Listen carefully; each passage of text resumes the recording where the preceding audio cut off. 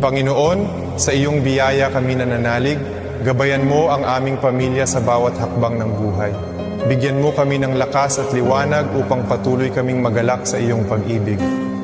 Pagpalain mo ang aming tahanan ng kapayapaan at kasiyahan. Lahat ng miyembro ng pamilya, mula sa mga anak hanggang sa matatanda, ay iyong protektahan at ingatan.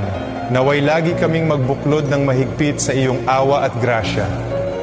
Bigyan mo kami ng pananampalatayang walang hanggan, pag-asa na nagpapagaling, at pag-ibig na nag-uugnay sa amin. Tulungan mo kaming maging matatag sa gitna ng mga pagsubok at unos, at sa iyong pangako kami laging kumapit. Naway maging mabuti at totoo ang aming mga salita. Sa lahat ng aming iniisip, sinasabi at ginagawa, turuan mo kami ng pasensya at pag-aalaga. Sa iyong karunungan, alam naming naririnig mo kami. Salamat Panginoon para sa aming mahal na pamilya.